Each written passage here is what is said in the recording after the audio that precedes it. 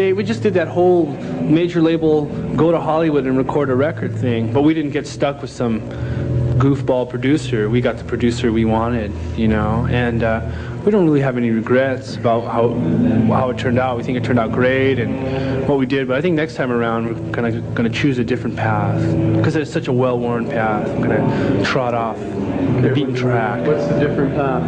Different path.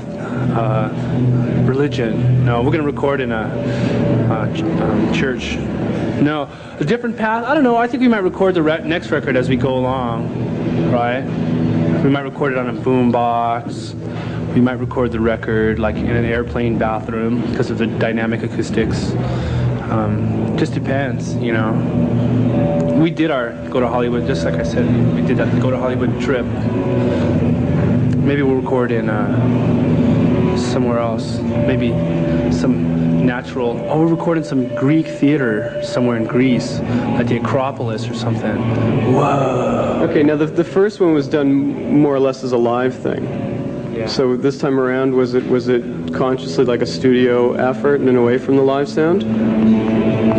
No, I don't think the first album was live. I mean, we recorded it in the studio. Yeah, we did overdubs.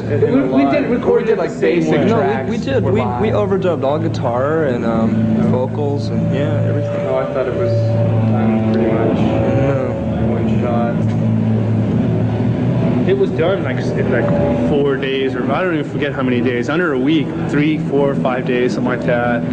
$600. You know what? When we were mixing it, we were really sick, and Kurt went down to the health department, and he got these codeine cough syrups, and we were just popping those, and we were just like in la-la land. And then we were like hands-on producers, just cooking on this codeine joy juice. And I think it had a big effect on how that record turned out. That's the honest truth. The cover of the new record, is there a certain concept you guys are trying to put across with the cover? It's open for interpretation. You know, think about a baby swimming through water, dollar bill on a hook. You know, that's the fun part of it. Decipher. Maybe a person could find a new way of life. So we were speaking of paths. They can take off their clothes and bite into a fish hook in water. See how that feels. Well, I sort of thought it related to the band though, this is sort of your first jump in the water towards the huge bucks and all that. Right on. Now, see, okay, well, I never thought of that. Well, there you go. That works too. See, it's open for interpretation.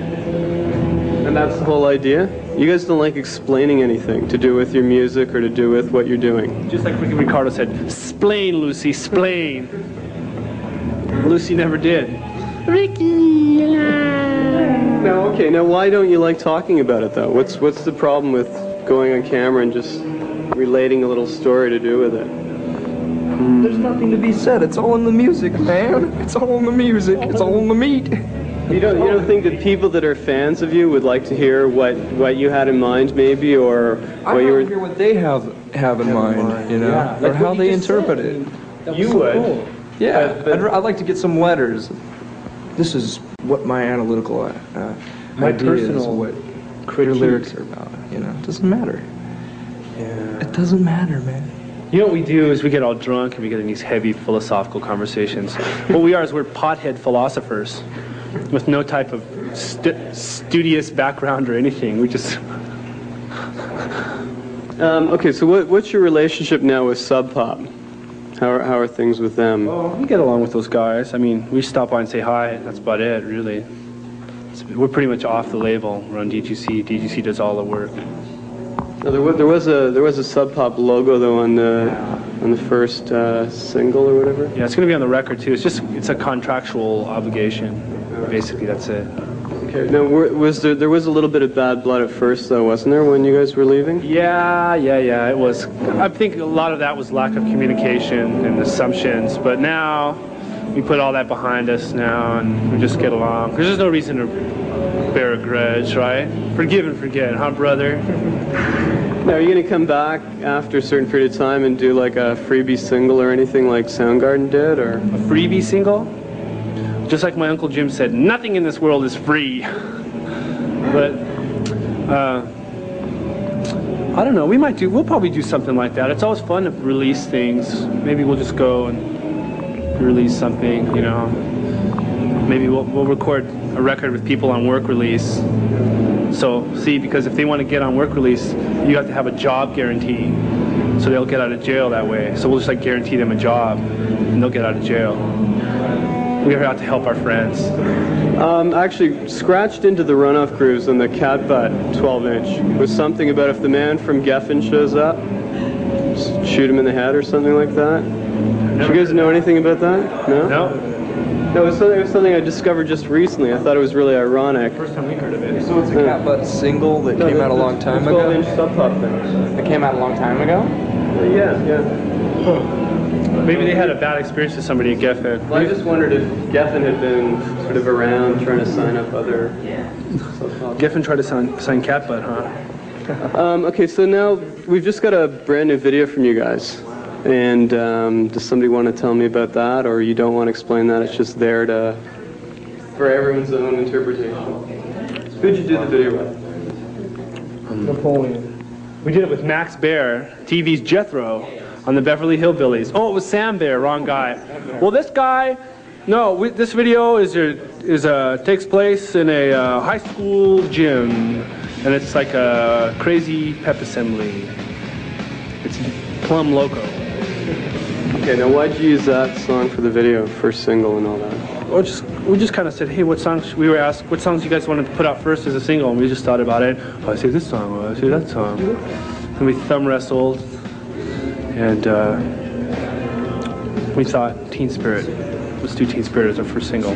Now, isn't Smell Like Teen Spirit, isn't that from a deodorant commercial or something? Is that where you guys got it from? No, we didn't get it from that. We found that out later. No. Yeah. Pure coincidence. It is pure coincidence, yeah. It's such a big world, you know?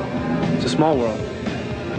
It's kind of a medium-sized world. Like if you put the planet Earth between Jupiter and like Uranus, which is really small, it's like medium. Okay. Did you know that the biggest star in the whole galaxy universe is as big as an atom is small? Did you know that? Isn't that wild?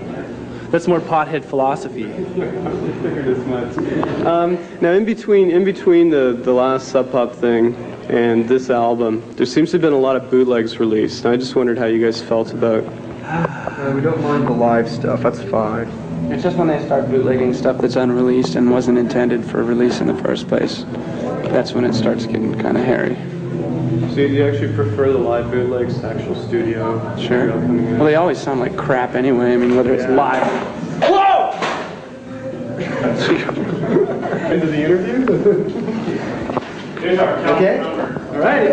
That's it. We're at music. One by the Canadian government. Sit National.